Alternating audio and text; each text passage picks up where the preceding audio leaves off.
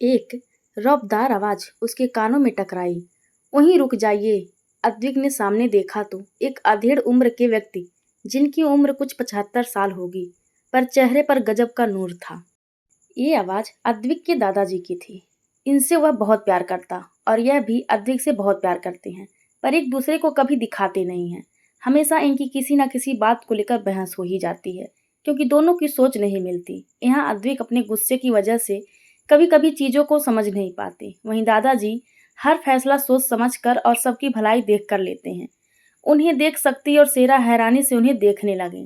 वहीं उनकी आवाज सुनकर ईसा डर गई और उसने अद्विक की बाजू कसकर पकड़ ली, पर अद्विक अभी भी बिना किसी भाव के खड़ा था, जैसे उसे किसी चीज से कोई फर्क ही नहीं पड़ रहा था। दादाजी चलकर अद्विक के सामने आए और उसके चेहरे को देखने लगे।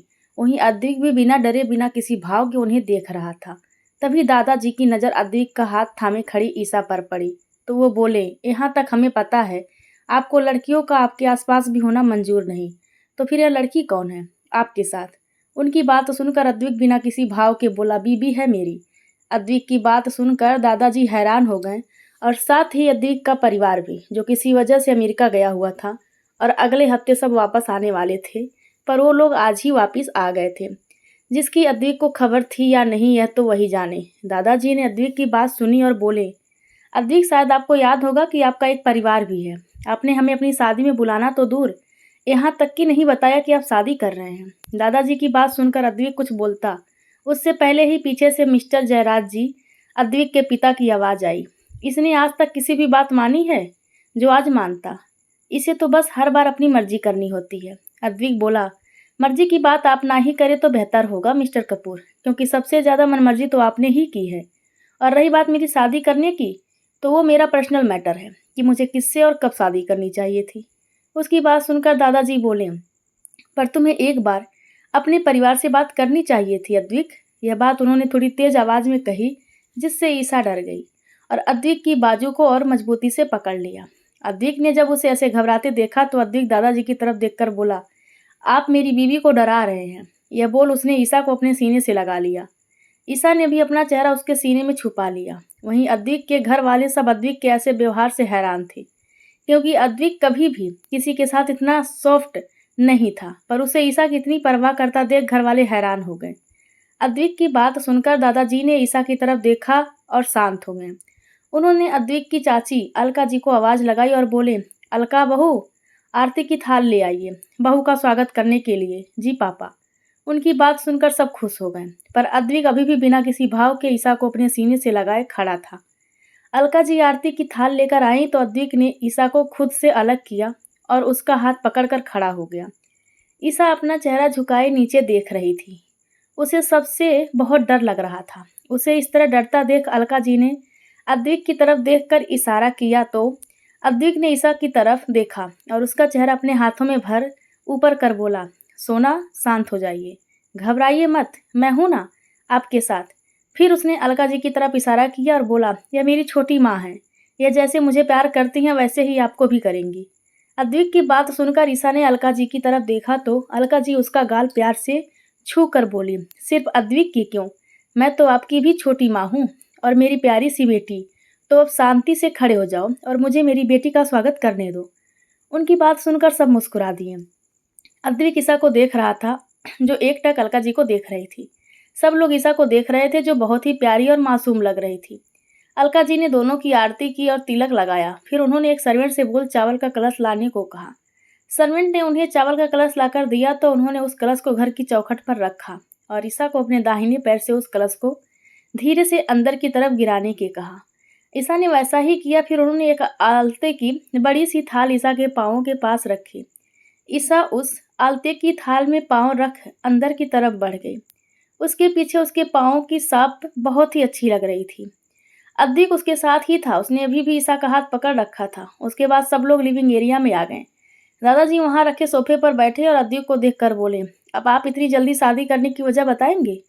उनकी बात सुनकर अद्विक ने दो लड़कियां जो ईसा की ही उम्र की थी उन्हें देखा और बोला, निधि, विधि, आप लोग यीशु को अपने ऊपर कमरे में लेकर जाइए। उसकी बात सुनकर निधि और विधि, जो कब से ईसा के पास जाने के लिए मचल रही थी, वो भागकर उसके पास आई और बोली, चलिए भाभी, हम ऊपर हमारे रूम में चलते हैं।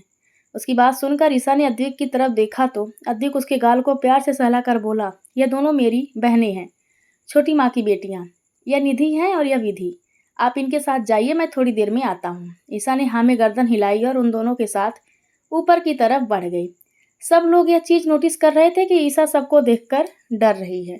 वो सिर्फ अद्विक के साथ ही कंफर्टेबल थी। ईसा ऊपर जाते हुए भी पीछे घूमकर अद्विक को देख रही थी और अद्विक भी उसे ही देख रहा था। बाकी सब उन दोनों को देख रहे थे। अद्विक तब तक ईसा को देखता रहा जब तक वो उसकी नजरों से ओझल नहीं हो गई। अब तक उसके चेहरे पर ईसा के लिए जो सॉफ्ट एक्सप्रेशन थी वो बदलकर उसका चेहरा अब हमेशा की तरह सख्त हो गया। अद्विक वहां रखे एक सिंगल सोफे पर बैठ गया और बिना किसी भाव के सबको देखने लगा। दादाजी जो उसे ही देख रहे थे वो बोले, अब आप हमें को सब कुछ बताएंगे? अद्विक ने उनकी तरफ देखा और बोला, इसने बताना क्या है? आप सब लोग ही तो बोलते थे कि शादी कर लो तो कर ली, और अब आप बोल रहे हैं कितनी जल्दी शादी क्यों की?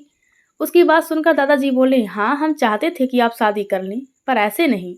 हम आपकी शादी धूमधाम से करना चाहते थे, हमारे भी कुछ अरमान थे आपकी शादी को लेकर। अद्विक बोला, अब ऐसे या वैसे शादी तो हो गई। वैसे भी मैं यीशु से प्यार करता हूँ और उनसे दूर नहीं रहना चाहता था, इसलिए कर ली उनसे शादी। दादाजी अब कुछ नहीं बोले। तभी जयराज जी बोले, पर मैंने तुम्हारी शादी तानिया के साथ तय की थी। अब मैं अजय को क्या कहूँगा? मैंने वादा किया था उससे कि तुम्हारी शादी तानिया से होगी। अद्विक ने उनकी तरफ देखा और बोला, यह मेरी जिंदगी है, इसे किसके साथ और कैसे बिताना है यह मैं तय करूँगा। और वैसे भी अपने दोस्त से वादा आपने किया था मिस्टर कपूर, मैंने नहीं। तो अब आप उनसे क्या बोलते हैं क्या नहीं, इससे मेरा कोई लेना देना नहीं है। यह बोल उसने सबको एक नज़र देखा और उठकर ऊपर अपने रूम की तरफ बढ़ गया। शेरा और शक्ति भी अपने रूम की तरफ बढ़ गया। बाकी सब भी अपने अपने कामों में लग गए। इधर निधि और विधि ईसा को अपने रूम में लेकर आई और उसे बेड पर बिठाकर दोनों उसके दोनों तरफ बैठ गए। तभी निधि बोली, भाभी हमें सच में विश्वास नहीं हो रहा कि भाई ने शादी कर ली, वो भी इतनी खूबसूरत और प्यारी लड़की से। तभी विधि बोली, और नहीं तो क्या, अद्विक भाई तो आज तक हमेशा लड़कियों से दूर भागते थे, आप उन्हें कहाँ मिल गई? तो निधि बोली, अरे कहाँ भी मिली हो, मैं तो खुश हूँ कि आप भाई को मिल गई। कम से कम हमें इतनी खूबसूरत भाभी तो मिली, वरना जैसे भाई आज तक लड़कियों से दूर भागते थे, हमने तो उम्मीद ही छोड़ दी थी कि कभी हमें कोई भाभी भी मिलेगी। दोनों लगातार बोले जा रही थी और ईसा मासूमियत से उनकी तरफ देख रही थी। तभी विधि ने ईसा का हाथ पकड़ा और बोली, वैसे भाभी आप हमें अपनी लव स्टोरी तो सुनाइए। कैसे आप भाई से मिली, कब आप दोनों को एक दूसरे से प्यार हुआ, किसने पहले प्रपोज किया, हमें सब जानना है। उसकी बात सुनकर ईसा उदास हो गई, क्योंकि वो जिस हाल में अद्विक को मिली थी और जो उसके साथ हुआ है उससे कोई भी उसे कभी प्यार नहीं करेगा। ईसा यही सब सोच रही थी, पर उसे क्या पता कि अद्विक उससे कितना और किस हद तक प्यार करता है। उसके लिए तो अपनी जान दे भी सकता है और किसी की जान ले भी सकता है। ईसा यही सब सोच रही थी जब दरवाज़ा खुला और अलका जी अंदर आई। उन्होंने निधि और विधि को देखा जो ईसा को दोनों तरफ से घेरे बैठी थी। वही मासूम सी ईसा उनके बीच बैठी बस उनकी बातें सुन रही थी। अलका जी ने उनके पास आई और निधि विधि को उससे अलग कर ईसा के पास बैठ बोली, हटो तुम दोनों यहाँ से, क्यों मेरी बेटी को परेशान कर रही हो दोनों? उनकी बात सुनकर यहाँ निधि विधि का मुंह बन गया। वहीं उनके मुंह से खुद के लिए बेटी सुनकर ईसा की आंखें नम हो गई। उससे तो आज तक कभी किसी ने प्यार से बात की ही नहीं थी। मामा मामी के घर मामी बस उससे पूरा दिन काम करवाती रहती और बदले में उसे सिर्फ उनके ताने और मार मिलती थी। अलका जी ने जब ईसा की तरफ देखा तो उसकी नम आंखों को देख घबरा गईं और उसका चेहरा हाथों में भरकर बोली, क्या हुआ बेटा, आप रो क्यों रही हैं? ईसा कुछ नहीं बोली, बस उसकी आंखों से झरझर आंसू बहने लगे। अलका जी फिर बोली, क्या हुआ बेटा, अपनी छोटी माँ को नहीं बताएंगी? उनकी बात सुनकर ईसा माँ कहती हुई उनके गले लग गई और फूट फूट कर रोने लगी। अलका जी ने उसे अपने आंचल में छुपा लिया और उसके सिर को सहलाने लगी। ईसा को रोते देख उनकी भी आंखें नम हो गई। निधि और विधि भी परेशान हो गईं। ईसा को इतना रोते देख अलका जी समझ गईं कि जरूर ईसा के साथ कुछ हुआ है। तभी उनकी नज़र दरवाजे पर खड़े अद्विक पर गई, जो एकटक ईसा को ही देख रहा था। उसे ऐसे रोते देख अद्विक को बहुत तकलीफ हो रही थी। वहीं अलका जी ईसा को चुप करवाते हुए अद्विक को गौर से देख रही थी, जिसकी बेचैन सी आंखें ईसा को रोते हुए देख रही थी। अलका जी ने उससे ध्यान हटाया और ईसा को चुप करवाने लगी। वहीं ईसा तो उनके सीने से लगी अभी भी रोए जा रही थी। उसे तो पता ही नहीं था कि एक माँ का आंचल कैसा होता है। आज अलका जी के सीने से लगकर उसे एक सुकून सा मिल रहा था और वो अपने दिल के दर्द को आंसुओं के जरिए उनके सीने से लगी अपनी आंखों से बहा रही थी। कुछ टाइम रोने के बाद ईसा चुप हो गई, पर उसकी सिसकियां अभी भी चालू थीं। अलका जी अभी भी उसे अपने सीने से लगाए बैठी धीरे धीरे उसके सिर पर थपकियां दे रही थी, जिसका असर यह हुआ कि कुछ टाइम बाद ईसा सो गई। पर उसने अलका जी को इतना टाइट पकड़ा हुआ था कि जैसे उसे के छोड़ते ही अलका जी उससे कहीं दूर चली जाएंगी। उसे ऐसे रोते देख निधि और विधि की भी आंखों में आंसू बह रहे थे। ईसा को सोते देख वो दोनों वहीं बैठ गईं। वहीं अद्विक ईसा को सोते देख धीरे से उसके पास गया और अलका जी की गोद में लेटी ईसा का झुककर माथा चूम रूम से बाहर चला गया। अद्विक इस समय अपने रूम की बालकनी में खड़ा सामने डूबते सूरज को देख रहा था, पर उसकी आंखों के सामने अभी भी ईसा का रोता हुआ चेहरा घूम रहा था। बाहर से चाहे वो जितना भी शांत हो, पर उसके अंदर एक तूफान चल रहा था। उसने अपनी आंखें बंद की और खुद से ही बोला, आपके हर गुनहगार को सजा मिलेगी बच्चा। जिसने आपको तकलीफ पहुंचाने की कोशिश की है, उन सबको खून के आंसू ना रुलाएं। तो मेरा नाम भी अद्विक कपूर नहीं। अद्विक ने अपनी आंखें खोली तो उसकी आंखें गुस्से से एकदम लाल थी। तभी उसके कंधे पर किसी ने हाथ रखा तो अद्विक बिना उस इंसान की तरफ देखे बोला, आपको हर बार कैसे पता चल जाता है कि मुझे आपकी ज़रूरत है। तभी अद्विक के चाचा अतुल जो उसके पास खड़े हो जाते हैं और बोलते हैं, क्योंकि तुम्हें भतीजे से ज़्यादा अपना बेटा माना है। मेरी ही गोद में तुम बड़े हुए हो, और सबसे बड़ी बात, चाचा भतीजे से दोस्त का रिश्ता हो ज़्यादा है हमारा। और एक सच्चा दोस्त हमेशा यह जानना चाहता है कि उसका दोस्त कब परेशान है और कब दुखी। उनकी बात सुनकर अद्वैत ने एक नज़र उनकी तरफ देखा और फिर सामने देखने लगा। तभी अतुल जी फिर बोले, क्या बात है अद्वैत, क्यों इतना परेशान हो, और इस तरह से अचानक शादी? कुछ समझ नहीं आया। उनकी बात सुनकर अद्वैत ने अपनी आंखें बंद की और एक एक कर उन्हें सारी बातें बता दी। जैसे ईसा का उसकी जान बचाना, उसके मामा मामी का उसके प्रति व्यवहार, उसकी आकाश से शादी, आकाश का ईसा को टॉर्चर करना, ईसा का भागना और अद्वैत से मिलना, फिर उनकी शादी। सब बताने के बाद अद्वैत चुप हो गया। अतुल जी भी उसकी बात ध्यान से सुन रहे थे। सब सुनने के बाद उन्होंने अद्वैत के कंधे पर हाथ रखा और बोले, तुमने बहुत अच्छा किया अद्वैत, जो उस बच्ची को अपनी जिंदगी में शामिल कर लिया। बहुत कुछ सहा है उस बच्ची ने। भगवान करे अब उसकी जिंदगी में सिर्फ खुशियां ही हो। अद्वैत बोला, अब उनकी ज़िंदगी में सिर्फ खुशियाँ ही होंगी चाचू। किसी भी दुख या किसी भी परेशानी को मैं उनके पास भी नहीं भटकने दूंगा। जितनी तकलीफ़ें, जितना दर्द उन्होंने सहना था, वो सह लिया। अब उन्हें वो हर खुशी मिलेगी जो वो डिजर्व करती हैं। अतुल जी उसे बहुत ध्यान से देख रहे थे। ईसा के बारे में बात करते समय अद्वैत के चेहरे पर एक अलग ही चमक थी। तभी अतुल जी अचानक बोले, बहुत प्यार करते हो ना उससे? अतुल जी की बात सुनकर अद्वैत एकदम खामोश हो गया। अतुल जी उसे ही देख रहे थे।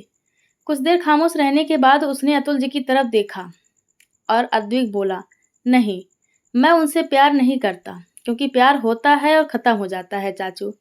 पर मैं उनसे मोहब्बत करता हूँ, बेपनाह मोहब्बत, इतनी मोहब्बत जिसकी कोई हद नहीं। उनके लिए मैं कुछ भी कर सकता हूँ चाचू, किसी भी हद तक जा सकता हूँ। अद्वैत की बातों में ईसा के लिए उसकी दीवानगी, उसका जुनून सब झलक रहा था, जो अतुल जी सब देख और समझ पा रहे थे। अद्वैत कभी किसी के सामने अपने इमोशंस शो नहीं करता था, पर अतुल जी एक ऐसे इंसान थे जिनके साथ वो अपने दिल की हर बात करता था। उनके सामने वो अपना सर एक इमोशन शो करता था। अतुल जी उसे देखते हुए फिर बोले, तुम्हें उस बच्ची को बहुत ही प्यार से हैंडल करना होगा अद्वैत। उसे अभी बहुत केयर और प्यार की ज़रूरत है, और वो अभी सिर्फ तुम पर भरोसा करती है, तुम्हारे साथ कंफर्टेबल है। अद्वैत बोला, वो बहुत प्यारी चाचू, और बहुत मासूम भी, पर जो उनके साथ हुआ उस वजह से उनकी वो मासूमियत कहीं खो सी गई है। मैं चाहता हूँ कि वो हमेशा खुश रहें, अपनी ज़िंदगी के हर पल को खुश होकर जिएं, ना किसी डर के साए में। मैं चाहता हूँ कि जो वो अपनी ज़िंदगी में करना चाहती हैं सब करें। कोई भी उन्हें मेरे नाम से ना जाने, बल्कि उनकी अपनी खुद की एक पहचान हो चाचू। इसलिए मैंने उन्हें उनकी स्टडी फिर से स्टार्ट करने के लिए बोला है। अतुल जी बोले, ये तो तुमने बहुत अच्छा किया है। इसी बहाने वो घर से बाहर निकलेंगी तो उसे अच्छा लगेगा, वरना घर में बैठी बैठी वो पुरानी बातों के बारे में ही सोचती रहेंगी, और वो बातें, वो यादें उसे आगे बढ़ने से रोकेंगी। कुछ और बातें करने की बात अतुल जी वहाँ से चले गए। अद्विक भी अपना लैपटॉप लेकर बैठ गया और अपना काम करने लगा। शाम को जब ईसा की आंख खुली तो उसने नजरें घुमाकर साइड की तरफ देखा। तभी रूम का दरवाजा खुला और निधि और विधि अंदर आई। उन्हें देख ईसा अपनी जगह से उठकर बैठ गई। निधि उसके पास बैठी और बोली, भाभी उठ गई आप? चलिए जल्दी से फ्रेश हो जाइए, सब नीचे आपका डिनर के लिए इंतजार कर रहे हैं। विधि भी उसके पास आई और बोली, और नहीं तो क्या, आपने दोपहर से कुछ भी नहीं खाया है। उनकी बात सुनकर और उनकी परवाह देख ईसा मुस्कुरा दी और उठकर बाथरूम की तरफ चली गई। कुछ टाइम बाद वो फ्रेश होकर बाहर आई तो निधि और विधि उसे लेकर नीचे की तरफ चली गईं। नीचे सब लोग लिविंग रूम में बैठे बातें कर रहे थे। ईसा निधि और विधि के साथ नीचे आई। अलका जी की नज़र उस पर पड़ी तो वो उठकर उसके पास आई और उसका माथा चूम कर बोली, उठ गया मेरा बच्चा? अलका जी का इतना प्यार देखकर ईसा की आंखें एक बार और नम हो गई। तो अलका जी उसकी नम आंखों की देख बोली, अब अगर तुम रोई तो मैं तुमसे कभी बात नहीं करूंगी। तुम मेरी मासूम सी बच्ची को कितना रुलाती हो तुम। उनकी बात सुनकर ईसा ने जल्दी से अपने आंसू साफ किए और बोली, नहीं माँ, मैं नहीं रो रही, कभी नहीं रोऊंगी। आप बस मुझसे गुस्सा मत होना और ना ही मुझसे बात करना बंद करना। अलका जी ने ईसा को देखा जो इस समय बहुत बेचैन सी लग रही थी। अलका जी की बात सुनकर अलका जी ने उसके गाल को प्यार से सहलाया और बोली, शांत हो जाओ बेटा, मैं मस्त मजाक कर रही थी। मैं भला अपनी प्यारी सी बच्ची से गुस्सा क्यों हो सकती हूँ? क्या बाकी सब लोग उन्हें ही देख रहे थे? तभी दादाजी उन्हें देख बोले, अगर माँ बेटी की बातें हो गई हो तो क्या हम भी हमारी बच्ची से मिल सकते हैं? उनकी बात सुनकर अलका जी और ईसा ने उनकी तरफ देखा। अलका जी यहाँ उनकी बात सुनकर मुस्कुरा दी, वहीं ईसा ने अपनी नज़रें नीचे कर ली। उसे घबराहट हो रही थी कि दादाजी पता नहीं क्या कहेंगे। अलका जी ने ईसा का हाथ पकड़ा और उसे लेकर सबके पास आ गई और उसे सबसे मिलवाते हुए बोली, ईसा बेटा, यह अद्विक के दादाजी हैं मिस्टर अजित कपूर और यह दादी हैं सुमित्रा कपूर। ईसा ने उन दोनों के पैर छुए तो दोनों ने उसे ढेर सारा आशीर्वाद दिया। अलका जी ने उसे फिर अतुल जी से भी मिलवाया। ईसा उनके पैर छूने के लिए झुकी तो उन्होंने उसे प्यार से छूने से मना कर दिया और उसके सिर को सहलाकर बोले, बेटा, हमारे यहाँ बेटियां पैर नहीं छूती। भले ही तुम इस घर की बहू हो पर हमारे लिए तुम निधि और विधि की तरह ही हमारी बेटी हो। ईसा उनकी तरफ देखती है। उनका हाथ अपने सिर पर देखकर ईसा को एक सुकून का एहसास होता है। उसने तो आज तक कभी इतना प्यार देखा नहीं था, ना ही कभी उसे किसी से प्यार मिला, पर अद्विक की वजह से उसे इतना अच्छा और प्यार करने वाला परिवार मिला था। तभी अलका जी उसे अद्विक के पापा मिस्टर जयराज जी की तरफ इशारा कर बोली, बेटा, यह अद्विक के पापा हैं। ईसा ने जब यह सुना तो उसने उनके पैर छू लिए। जयराज जी ने भी प्यार से उसके सिर पर हाथ रख उसे आशीर्वाद दिया। तभी ईसा की नज़र जयराज जी के पास खड़ी औरत पर गई जो उसे अजीब तरह से देख रही थी, जिससे ईसा थोड़ी अनकंफर्टेबल हो गई। अलका जी ने ईसा को देखा और उस औरत के पास ले जाकर बोली, बेटा, यह अद्विक की। उन्होंने इतना ही कहा था कि तभी पीछे से अद्विक की आवाज़ आई जो ऊपर खड़ा सब कुछ देख रहा था। वो सीढ़ियों से नीचे आते हुए अलका जी की बात बीच में काट कर बोला, कोई नहीं है, यह अद्विक कपूर की कोई नहीं है। उसकी बात सुनकर सबका ध्यान उसकी तरफ चला गया जो उस औरत को देखते हुए ईसा के पास आ रहा था। जयराज जी ने जब अद्विक की बात सुनी तो वो बोले, अद्विक, यह क्या तरीका है बात करने का? और भूलो मत, सुमन मेरी बीवी और तुम्हारी माँ है। तो अद्विक बोला, भूल तो शायद आप रहे हैं मिस्टर कपूर कि मेरी माँ जब मैं 7 साल का था तभी मुझे छोड़कर भगवान के पास चली गई थी। और रही बात इन्हें अपनी माँ मानने की, तो यह आपकी बीवी जरूर हो सकती हैं पर मेरी माँ नहीं। ईसा अद्विक को ही देख रही थी जो एकटक जयराज जी को देख रहा था। उसका चेहरा इस समय भावहीन था पर उसकी आंखों में इस समय एक गुस्सा, दर्द और एक नाराजगी थी जो किसी और ने नहीं पर ईसा ने महसूस की थी। बाकी सब भी उन दोनों को ही देख रहे थे। माहौल को गर्म होता देख दादाजी बोले, चलो डिनर का टाइम हो गया है, अलका बहू खाना लगवा दीजिए। ईसा बेटी ने भी कुछ नहीं खाया है, उन्हें भी भूख लगी होगी। अलका जी ने हाँ में गर्दन हिलाई और किचन की तरफ चली गईं। वहीं बाकी सब डाइनिंग एरिया की तरफ निधि और विधि ने तो ईसा को दोनों साइड से घेर लिया। दोनों ने उसका एक एक हाथ पकड़ा और उसे अपनी तरफ खींचने लगी। निधि बोल रही थी कि ईसा उसके पास बैठेगी, वहीं विधि बोल रही थी कि ईसा उसके पास बैठेगी। दोनों का यही चल रहा था और ईसा बेचारगी से कभी उसे तो कभी उसे देख रही थी। तभी अद्विक की नज़र उनकी तरफ गई तो उनकी नज़र ईसा के हाथों की तरफ ठहर गई, जिसे एक तरफ से निधि और दूसरी तरफ से विधि से पकड़ रखा था। यह देख अद्विक की आंखें छोटी हो गई। उसे ईसा का हाथ अपने अलावा किसी और के हाथ में बिल्कुल अच्छा नहीं लग रहा था। अब भाई बंदा अपनी बहनों से ही जल रहा है तो क्या करें। अद्विक सीधा उनके पास गया और ईसा का हाथ उन दोनों के हाथों से छुड़ाकर उसे लेकर डाइनिंग टेबल के पास आया और अपने पास वाली चेयर पर बिठा लिया। सब लोग उसे हैरानी से देखने लगे। ईसा भी उसे ही देख रही थी। तभी निधि उसे देख मुंह बनाकर बोली, भाई, भाभी के पास मुझे बैठना था। तभी विधि बोली, हाँ भाई, भाभी के साथ हमें बैठना था। अद्विक न उनकी तरफ देखा और आराम से बोला, और तुम लोगों को ऐसा क्यों लगा कि मेरी सोना अपने पति को छोड़कर तुम लोगों के साथ बैठेगी? वो मेरी बीवी है, तो वो मेरे साथ मेरे पास बैठेगी, ना कि तुम लोगों के साथ। उसकी बात सुनकर सब उस आंखें फाड़े देखने लगे, क्योंकि किसी ने भी अद्विक से यह एक्सेप्ट नहीं किया था कि वो ऐसे ईसा के लिए इतना पॉजिटिव होगा। पर सब लोग खुश थे उसे ऐसे ईसा पर अपना हक जताते देख। वहीं ईसा तो उसकी बात सुनकर शर्मा रही थी। उसके गाल लाल हो चुके थे और वो अपनी गर्दन झुकाए बैठी थी। निधि और विधि भी मुंह बनाकर बैठ गई। सर्वेंट ने डिनर सर्व किया तो सब खाने लगे। सब लोग देख रहे थे कि कैसे अद्विक खाते समय भी ईसा की प्लेट में खाना खुद रख रहा था। उसकी प्लेट खाली ही नहीं होने दे रहा था। उसे ईसा का ऐसे ख्याल रखता देख सब खुश थे, पर सुमन जी बहुत अजीब तरीके से दोनों को घूर रही थी। खैर, सबने अपना अपना डिनर किया और अपने रूम की तरफ चले गए और अद्विक स्टडी रूम में डिनर के बाद अद्विक स्टडी रूम में चला गया और ईसा को निधि और विधि अपने रूम में ले गई। बाकी सब भी अपने अपने रूम में चले गए। निधि और विधि ने ईसा को बेड पर बिठाया और खुद उसके अगल बगल बैठ गई। तभी निधि बोली, चलिए भाभी, अब बताइए हमें। उसकी बात सुनकर ईसा कन्फ्यूजन में उसे देखने लगी और बोली, क्या बताएं? निधि ने कहा, यही कि आप और भाई कहाँ पर मिले। उसकी बात सुनकर ईसा खामोश हो गई। उसे समझ नहीं आ रहा था कि वो उन दोनों को क्या बताए। उसने अपनी गर्दन झुकाई और बोली, आप अपने भाई से पूछ लेना। निधि और विधि को लगा कि वो शर्मा रही हैं। उसे छेड़ते हुए विधि बोली, भाभी, आप तो कितना शर्माती हैं। आज तो आपकी भाई से शादी हुई है और आज आपकी फर्स्ट नाइट होगी, तब आप कितना शर्माएंगे। विधि की बात सुनकर ईसा की आंखों के सामने अपनी और आकाश की पहली रात की पुरानी यादें घूम गई। वो यादें जिन्हें वो याद नहीं करना चाहती, पर वो कमबख्त बुरी यादें हमेशा उसकी आंखों के सामने आ ही जाती है। आकाश और उसकी पहली रात के बारे में याद आते ही ईसा बहुत डर गई। घबराहट उसके चेहरे पर साफ देखी जा सकती थी। वो सोचने लगी, क्या अद्वैत भी उसके साथ वैसे ही करेगा जैसे आकाश ने किया था? क्या वो भी उसे इतना ही दर्द देगा? पर फिर आज दोपहर की बात याद आई, जब वो दोनों गाड़ी में थे और यही बात ईसा के पूछने पर अद्वैत ने उसे कैसे समझाया था। अद्वैत की बात याद आते ही ईसा थोड़ी शांत हो गई। ईसा को शांत देख निधि बोली, क्या हुआ भाभी, आप इतनी शांत क्यों हो गई? ईसा बोली, कुछ नहीं, बस ऐसे ही। चलिए अब आप लोग सो जाइए, रात बहुत हो गई है। उसकी बात सुनकर दोनों बेड पर लेट गईं और ईसा को अपने बीच लिटा लिया और उसका एक एक हाथ पकड़ लिया। उनकी इस हरकत पर ईसा मुस्कुरा दी। ऐसे ही ईसा से बातें करते करते निधि और विधि सो गईं, पर ईसा की आंखों में नींद नहीं थी, क्योंकि उसे तो आदत हो गई थी कि जब तक अतिक्व उसका सिर अपनी गोद में रखकर उसे सुलाता नहीं, तब तक ईसा को नींद नहीं आती।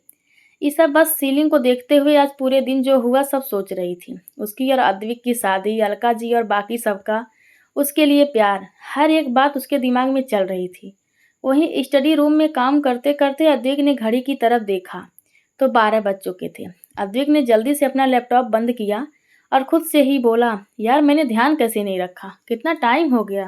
सोना पता नहीं सोई होगी या नहीं। उन्हें तो जब तक मैं नहीं सुलाता वो तो सोती ही नहीं है। ये सब बोलते हुए वो स्टडी रूम से निकलकर अपने रूम में आ गया। पर यह क्या, ईसा तो रूम में है ही नहीं।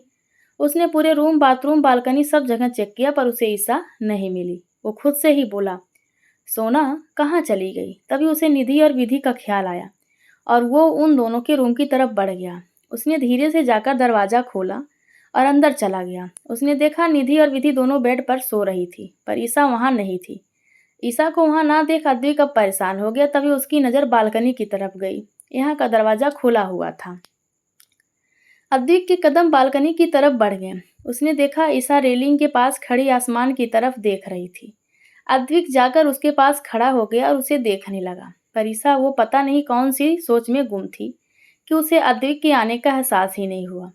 जब काफी देर तक ईसा ने अद्विक की तरफ ध्यान नहीं दिया तो अद्विक बोला, सोना। अद्विक की बात सुनकर ईसा अपनी सोच से बाहर आई और अद्विक की तरफ देखकर बोली, आप कब आए? बस अभी। अच्छा यह बताइए, आप सोई नहीं अभी तक? ईसा ने नजरें झुकाई और बोली, वो शाम को ज्यादा सो लिया था, इसलिए अभी नींद नहीं आ रही। अद्विक उसे गौर से देख रहा था। उसे पता था कि ईसा झूठ बोल रही। उसे फिर वही सब याद आ रहा है, इसलिए वो सो नहीं पा रही। अद्विक ने एक हाथ पकड़ा और उसे लेकर वहां लगे झूले की तरफ बढ़ गया। वो झूले पर बैठा और ईसा को अपनी गोद में बिठाकर उसका सिर अपने सीने से लगा लिया और उसके बालों को सहलाने लगा। यह सब उसने इतनी केयर के साथ किया, ईसा को कुछ समझने का मौका तक नहीं मिला, पर वो शांत ही रही। अद्विक की बाहों में उसे एक सुकून महसूस हो रहा था। उसकी बाहों में वो खुद को महफूज महसूस कर रही थी। अद्विक ने उसके बालों को चूमा और बोला, सो जाइए, अब आपको वो सब याद नहीं आएगा। उसकी बात सुनकर ईसा हैरान हो गई। उसने अपना सिर अद्विक के सीने से निकाल अद्विक की तरफ देखा, जिसे पूछना चाहती हो कि आपको कैसे पता। अद्विक ने भी उसकी तरफ देखा और उसके गाल को प्यार से सहलाकर बोला, आप मुझसे झूठ बोल सकती हैं, पर अब आपकी आंखें मुझे सब बता देती हैं। अब ज्यादा मत सोचिए और सो जाइए, रात बहुत हो गई है। यह बोल उसने वापस ईसा का सिर अपने सीने से लगा लिया और उसके बालों को सहलाने लगा। ईसा भी शांति से उसकी गोद में बैठी रही। कुछ टाइम बाद वो सो गई। उसके सोने के बाद अद्विक ने उसे देखा, पर वहीं लेकर उसे बैठा रहा। अद्विक को बहुत सुकून मिल रहा था, क्योंकि उसकी मोहब्बत उसकी बाहों में आराम से सो रही थी। सोते हुए भी वो बहुत मासूम लग रही थी। बहुत एकटक प्यार से बस उसे निहार रहा था। ईसा को देखते देखते अद्विक की आंख लग गई। वहीं दूसरी तरफ आकाश बहुत बौखलाया हुआ था। कितने दिन हो गए, पर उसे अभी तक ईसा का पता नहीं चल रहा था। अब तो उसके मामा मामी भी गायब थे, पर आकाश को लग रहा था कि वो लोग आकाश को धोखा देकर भाग गए। पर वो यह नहीं जानता था कि उन्हें गायब करवाने में अद्विक का हाथ था। रात को 3 बजे के करीब अद्विक की आंख खोली। उसने देखा वो अभी तक बालकनी में ही था और ईसा उसकी गोद में सो रही थी। पर तभी उसे एहसास हुआ कि ईसा को ठंड लग रही है। उसने अपने गोद में उठाया और लेकर अंदर की तरफ बढ़ गया। उसने ईसा को निधि और विधि के बीच में सुलाया। ईसा को उनके पास लेटते ही एक साइड से निधि और दूसरी साइड से विधि ने उसे पकड़ लिया। उन्हें ऐसा करते देख अद्वैत मुस्कुरा दिया। उसने धीरे से पहले निधि और विधि का माथा चूमा और फिर उसने ईसा का माथा चूमा और उसे जी भर एक नज़र से देखकर चला गया। उसने तीनों को अच्छे से ब्लैंकेट उड़ाया और दरवाज़ा बंद कर अपने रूम में चला गया और सो गया। अगली सुबह ईसा की आंख विधि की आवाज़ सुनकर खुली। विधि बोली, भाभी भाभी उठिए। ईसा धीरे से आंखें खोलती है तो विधि ने उसे गुड मॉर्निंग विश किया। ईसा ने भी उसे प्यार से गुड मॉर्निंग विश किया। तभी विधि बोली, भाभी आप जल्दी से फ्रेश हो जाइए, माँ नीचे नाश्ते के लिए इंतजार कर रही हैं, मैंने आपके कपड़े रख दिए हैं। ईसा ने हाँ में गर्दन हिलाई और कपड़े लेकर बाथरूम में चली गई। कुछ टाइम बाद ईसा आईने के सामने बैठकर अपने बाल सुखा रही थी जब अद्विक रूम में एंटर हुआ। ईसा को देख अद्विक के कदम दरवाजे पर ही रुक गए। गुलाबी रंग के अनारकली सूट में ईसा बहुत प्यारी लग रही थी।